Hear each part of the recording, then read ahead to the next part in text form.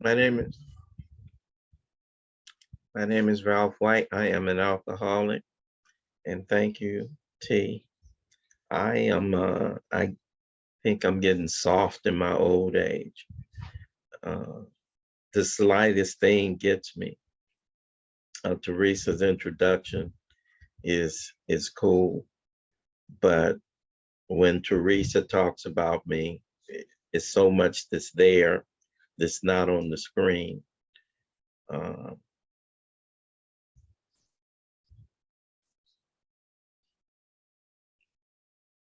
this takes me right out of where I thought we were going. My sobriety date is October 11th, 1986. Uh, and although I had been accustomed to pats on the back, I had even been accustomed sometimes to people looking up to me. I had been accustomed to hmm, some accolades uh, and Bill in his story talked about here was love, applause. I had had some of that as growing up, but uh, I had been pretty badly mangled by drugs and alcohol, and I was 33 when I got here, and I didn't know if I'd be welcome in anybody's life again. And I didn't know if people would look at me with respect again. Some people say, I don't know if people would look at me with respect. I'm fortunate. I had had the looks before. I had and had tasted some, what I call, I had, you know, toasted champagne. I remember when I uh, got admitted to UCLA, and I'm this kid off the block, first one from my neighborhood, and we toasted. And I remember Rodney's law school. We toasted. I remember, you know, I'd like to say I remember walking down the aisle with my first wife. I did. I was there. Uh, didn't quite make it all the way, uh, but I had some good moments. And uh, I'm late to alcoholism. I started drinking when I was 18 years old, and all that was associated with it in the 70s. I started really hard in the paint in 1971, and in 1971, 18 years old, Major University, rolling with some fast crew, partying, and at the best clubs with the best people with the best crowd. I just knew by the time I was 30, man, not only would I have a lot of money, because I didn't grow up money chasing. I'm a kid of the 60s. I'm one of the ones as a kid, I selling Panther Party papers, and I'm gonna change my community, and I'm gonna be an asset to. I'm that guy, So I've always had a heart for people. So I wasn't really on the money chase, but I was on the I proved to the world I was important deal. And so I'm at the spot, man, and and seems like I'm on the way. Seems like I'm on the way. But I got derailed by what derailed all of us that's sitting up in here. And so by 1986, everything I had once had was gone. And and uh,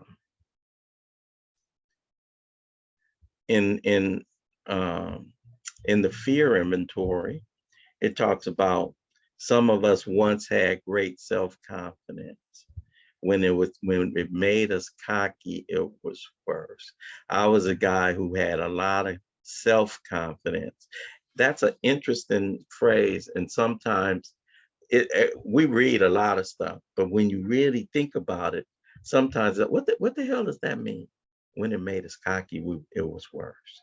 you know, because for me, when it made me cocky, it was a false arrogance. And that idea of falling from this perch that was terrifying, terrifying.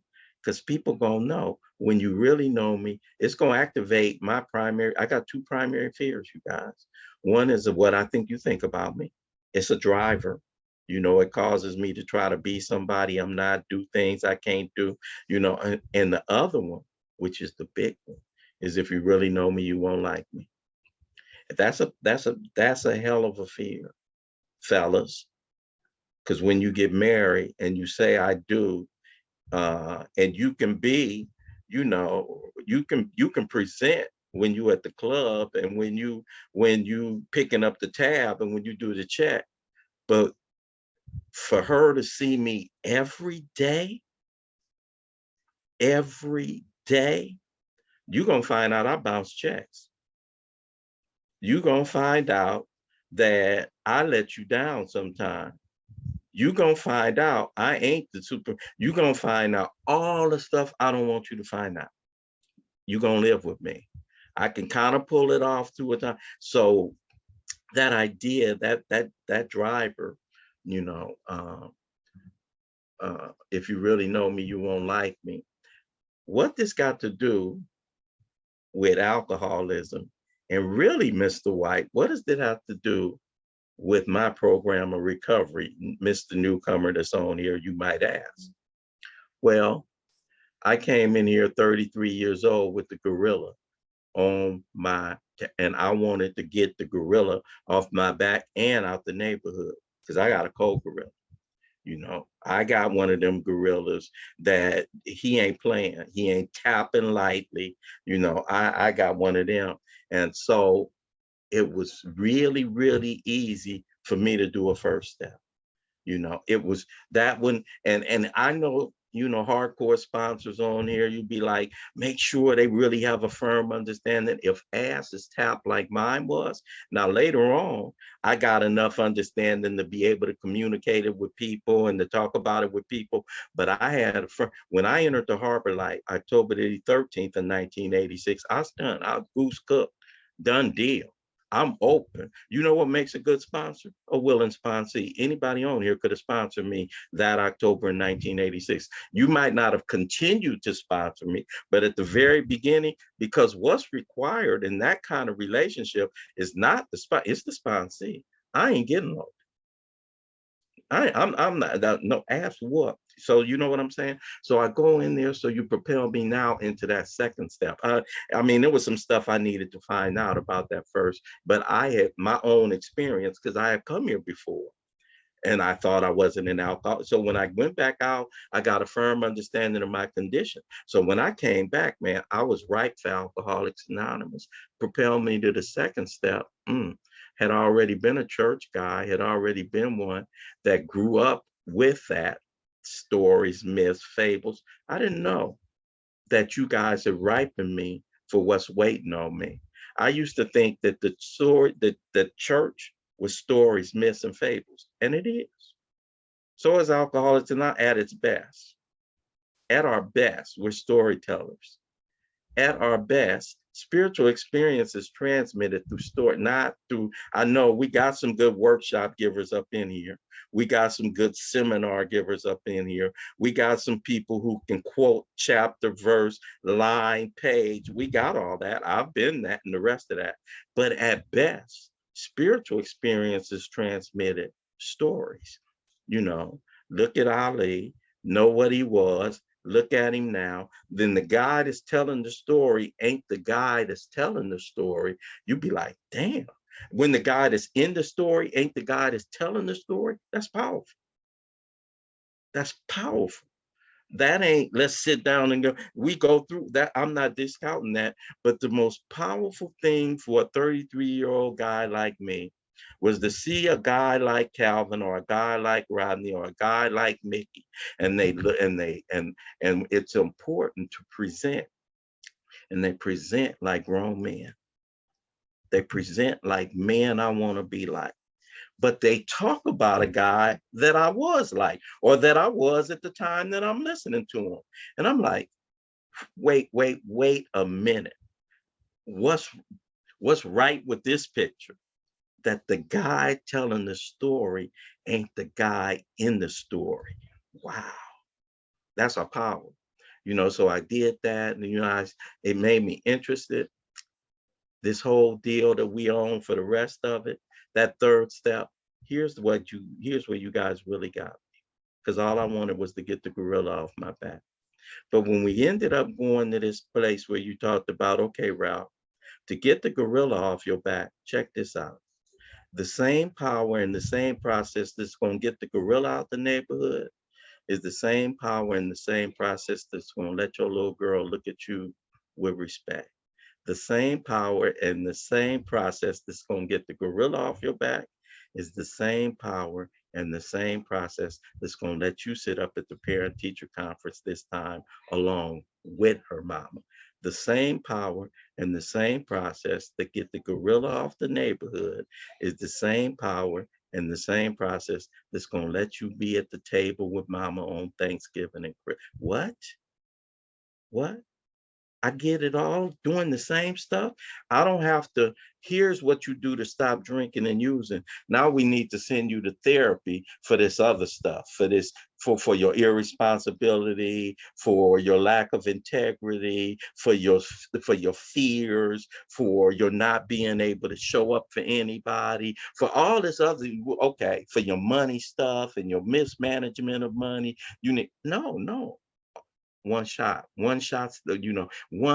shopping if you come to Alcoholics Anonymous. If you knew, you may not have been prepared for that. That interested the hell out of me. And so I started doing what it is that you guys say we do, which is why most people tend to talk about, all my answers are in the book. I get it, and I'm glad for most people that all the answers are in the book. For me, all my questions are in the book. All my questions are in the book. you know are you convinced that your life run on your will can hardly be a success? Yes, I am. I'm convinced that my life run on my life could hardly be a success. Do you really believe that selfishness and self-centeredness is the root of your problems? You know what? I'm not sure, but I'm willing to consider that. Do you believe you? And so all the questions are right there for my consideration. Are you willing to let something else enter your life and take some of the stuff out of you that you can't seem to take out of you? You know that you got it in you.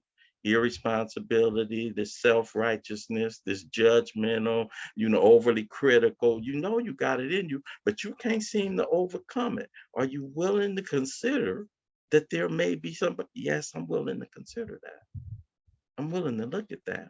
Because people say the answers are well, I think the roadmap to the answer for me is one.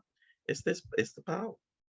I'm 35 years in, you guys, and I've done the mechanics. The mechanics are cool, but all the mechanics are designed to do is not to make me a mechanic. The mechanics are not designed to make me an expert at mechanics. The mechanics are designed to connect me to a power that does the deal. And as a result, but I need to do the mechanics. Don't get me wrong. I need to do the fundamentals for a while. I like to talk about it. I was at a spot this weekend and I was talking. I saw Inette on here. She loves dancing and the rest. It's some of y'all dancers. T is a salsa girl. She got the Latina flavor. I'm a old 60 from the 60s guy, but I was always one of them guys that, Ronnie.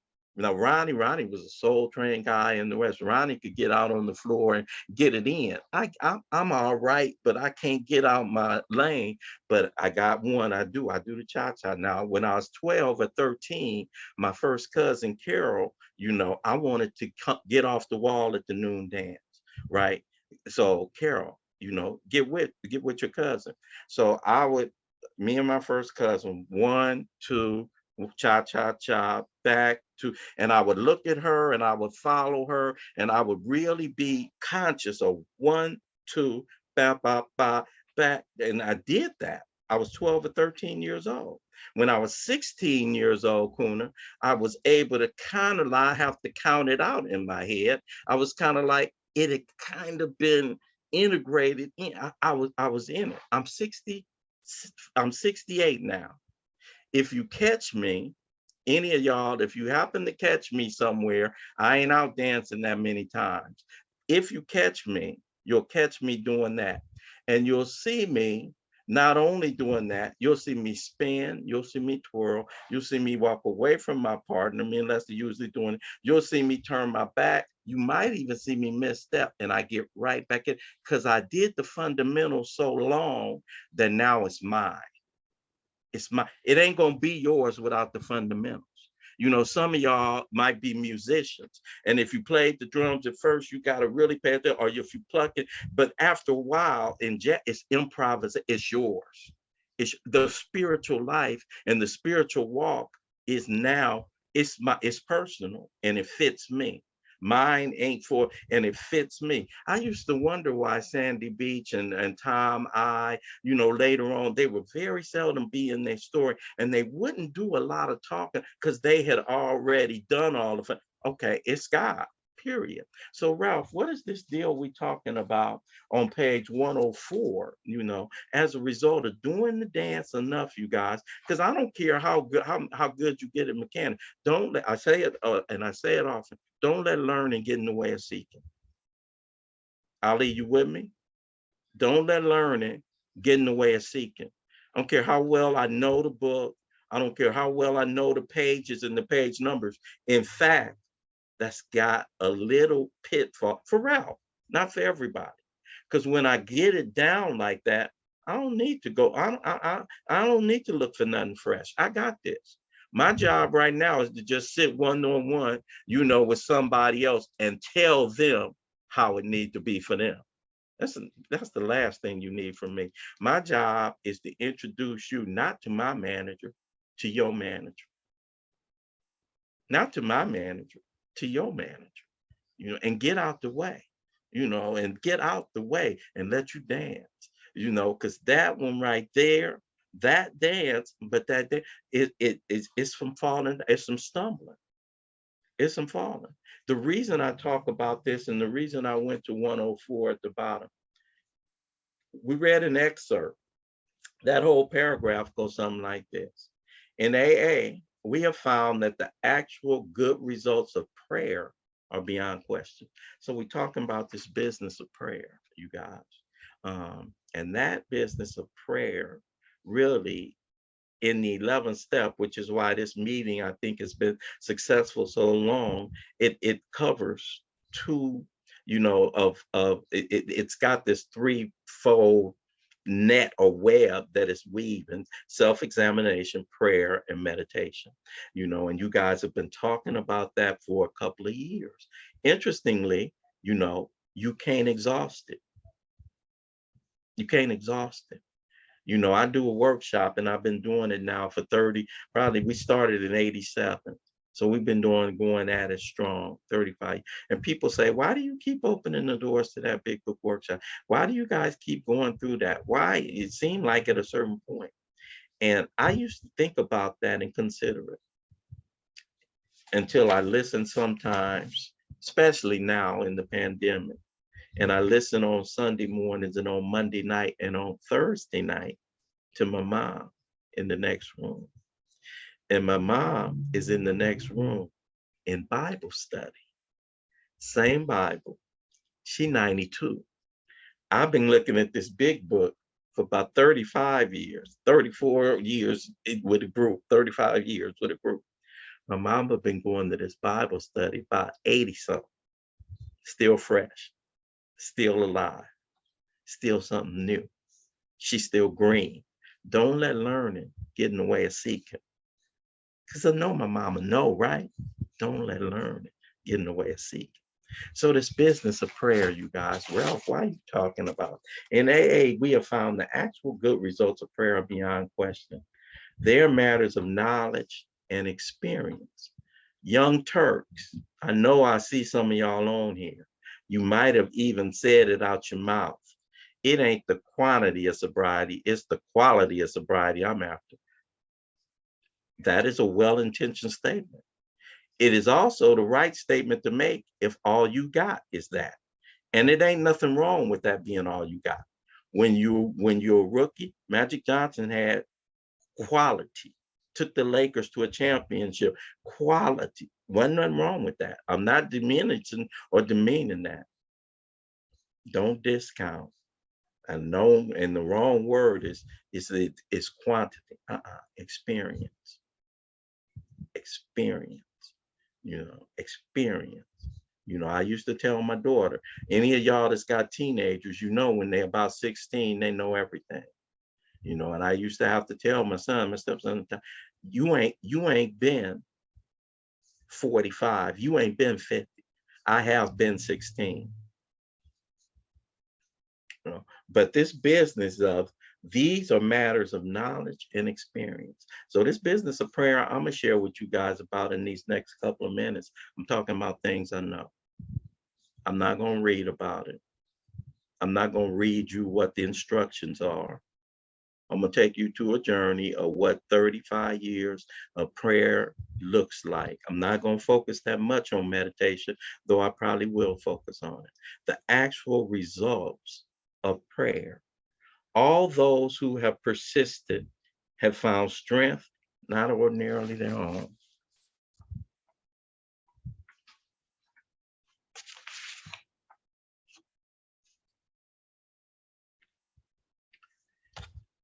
If you think about that, all those who have persisted, you can't do a lot of persisting when you're a kid. That's when you do it. You haven't had the ED on it. All those who have persisted. I'm gonna talk to the people who ain't got there so you can avoid some pitfalls, or you ain't gonna avoid pitfalls. What you're gonna be able to do is know they survive, they thrive, they opportunities. The things I see as problems in my life are God's opportunities for me to grow. Why is it that they're gonna be something and they're gonna be what it is that wants you guys to call me and say, can you come talk to us? I guess it's debatable. You might call and ask me to come talk to you because I can put sentences together. Some people say you make stuff understandable. Right? I get it. The real reason I'm qualified to come talk to y'all, because I scrape my knees, I fall down, and I get up, and I share about what it feels like and what I did with a scraped knee. And I've been scraping mine a little longer than some people. And I got that to share, and I don't mind sharing. I'm a guy that's able to take the scraped knees and the broke noses and the bloody dot and the bloody, I'm one that's able to really, really, really look at it. You don't always see the lesson when you're in the classroom, but I've been in a lot of classrooms, you guys. I'm a falling down guy. I'm not and I've never wanted to be the guy to ride. I like being down in it. I'm an edge guy. I'm not even though sometimes people will walk up to me after a conference and be like, man, are you a preacher? I'm like, man, you got the wrong guy. And people will impart what they think it is. I always been a maverick. Spiritual walk, you guys, is not about conformity. Spiritual walk ain't goose stepping. When we talk about trust the road to happy destiny, we don't talk about, single file. No. Spiritual walk is you're going to find your own voice. You're going to have your own swag. You're going to have your own style. You're going to have your own experience. You're going to have your own survival. I've been doing this. I fell in several holes, in recovery. At 22 years sober, I fell in a deep hole. Some of it self-imposed. I would like to say when the bottom fell out, because I was in real estate and I didn't have a deal for 3 years. I've been in the law for a long time. In 2006, I went into real estate and came out hitting, making some money, being successful, in my marriage, being successful in that, talking all over the place, all that, firmly entrenched in the middle of Alcoholics Anonymous. Firmly entrenched. I've never not been in the middle.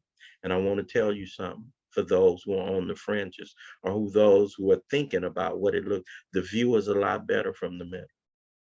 Now, if you ain't, if it may not seem as inviting because you may not have had to endure a storm yet, but the view in the storm is a lot better from the middle. The view in the storm is a lot better from the middle. So I go through these 3 years, you guys. One of my greatest joys in my initially in recovery. You know, I get married, I get sober. I got a 2.5-year-old daughter at the time. Me and my ex-wife didn't get back together as husband and wife. We did get back together through amends as great co-parents and best friends. So we raise and reign. Me and Lisa get together, we get married, we have a daughter. And my daughters are both in my house. And I never wanted to be my dad. And I always wanted to have a nuclear family. And I was in greatest joy, greatest joy. Wheels come off in 2010 through some of my stuff, through life stuff showing up. And I remember when me and Lisa when I lost my house in front of everybody, in front of Hope Fellowship, went broke, had to drop River off at her godparents' house. And that one almost broke me, fellas. That one almost broke. Almost broke. Sometimes you'll get face to face with your belief system, even in the rooms, and my belief system is, I got this power and I have it in my life. And I think I'm really doing the deal. Yeah, I do some other stuff, it's some sideways stuff, personal life. It's some sideways. When you're in real estate, you cut some corners sometimes. Yeah, it's some stuff, but I ain't gonna really do, but compared to the way I was, and I'm not judging that one way or the other. I'm being who I am. I'm not the, so yeah, but nothing that should belief system, nothing that should merit me having this kind of punishment, and I never thought of it as but damn, everything gone. 22 years sober. What part of the game is this? Telling a story when I'm traveling all over. Oh, my life came apart. I was walking the streets. I didn't have nowhere to go. I'm still when you getting loaded, everybody have excuse. Dude, what's your excuse at 22 years old? What's your excuse? You've been sitting there talking about God can handle anything. Well, guess what? Every now and then you're gonna have something for him to handle. You got something for him to handle. And the view from the middle, you guys, and this business of prayer, I don't believe that prayer will necessarily change things for me, even though I don't know that it won't. But I can tell you one thing, it'll change me for things. This business of consistent prayer, this business of persisting in prayer. And I'm not the guy that says every single morning I get up and pray for the ones I don't. No, no, no, no, no. I'm talking about this business of consistent, conscious contact with a power, because I'm not going to leave you. I'm going to talk shit to you, but since I'm talking shit to you, I'm obviously still with you. I'm going to talk crazy to you, but since I'm talking crazy, I'm not going to not talk to you. God, I don't know what part of the game this is. I know they say, you won't give me more than you can handle. You won't give us more than you can. I think you got a little bit too much confidence in your boy. Mine, and I'm about up to here. What's going on with this, man? I can't keep on. Yeah, I know, one day at a time. Yeah, is it all right now? I'm tired of this many right nows, but I'm not getting out. I don't need my third step decision, you guys, if you persist. So I'm talking about things I know as a kid and as a youngster and as a rookie. And when I'm green in recovery, I'm sharing about it. Yeah, God is everything. And he is not. I'm sharing about it hopefully. And I'm sharing about it optimistically. And I'm sharing about it academically because it's in the literature. But I hadn't had one of those situations of God have to be everything because I ain't nothing. And I went through and I was willing to ride it. I was willing to ride it out. I was willing, me and T were over in, a group of us over there. I was in the UK. I had $32 in my pocket. That was my net worth. That was my entire net worth. And I could look at it like, damn, you raggedy over here. Or I could look at it like, wow, a guy that's got $32 in his name gets to travel the world, gets to be a use to other people, gets to have people tell him what you guys have consistently told me. You're all right with us. The guy who's scared that if you really know me, you won't like me. Well, I'm in a really know you get a situation right here. I'm ass out. And I think for me, I need to get visited with that every now and then. It's the only way I get a guy like me who is plagued with if you really know me, you won't like me. Have to operate against that and let you really know me anyway when I'm ugly, when it's bad, when I'm short, when I'm, and you guys, you do for me what you do for me. I think that's the only way that could happen. The things I see as problems in my life are God's opportunities for me to grow. Come out the other end of the shoe. Now I got something for a youngster when he sit down and talk to me. Dude, I don't care what you face. If you face it in here with us, I'm not talking about things I'm speculating. I'm talking about things I know. I've stood in the fire and I've stood in the storm. I was in this past weekend, man. I'm 68 years old, not a cloud on the horizon. You know, when we talk about this business of 6 and 7, which is tied inextricably to 10 and 11. You know, 6 and 7 is what keeps pushing me in the, you know, when I'm in my 11, and I'm pausing when agitated.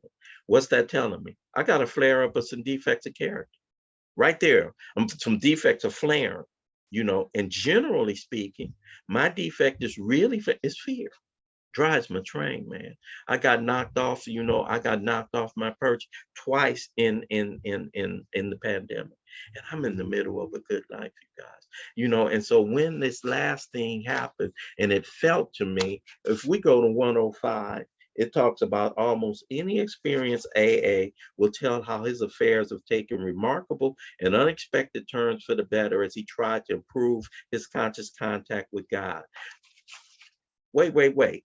If you sideways with your girl, if you sideways with your guy, if you out of sorts with your kids, if your boss is tripping, inclination is, why don't I try, uh, why don't I try to do something to influence that relationship?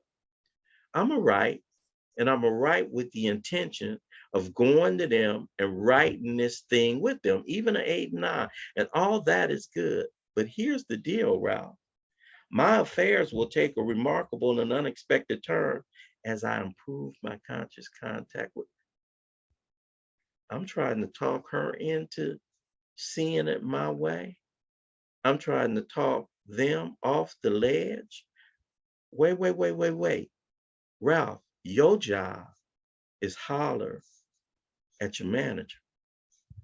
Holler, stay in touch with that one, the spin care, really. Because I'm going to also report to you guys. This is talking about Ralph right now. When it says he will also report out of every season of grief and suffering, when the hand of God seemed heavy or even unjust. New lessons for living were learned. New resources of courage were uncovered. New lessons for living were learned.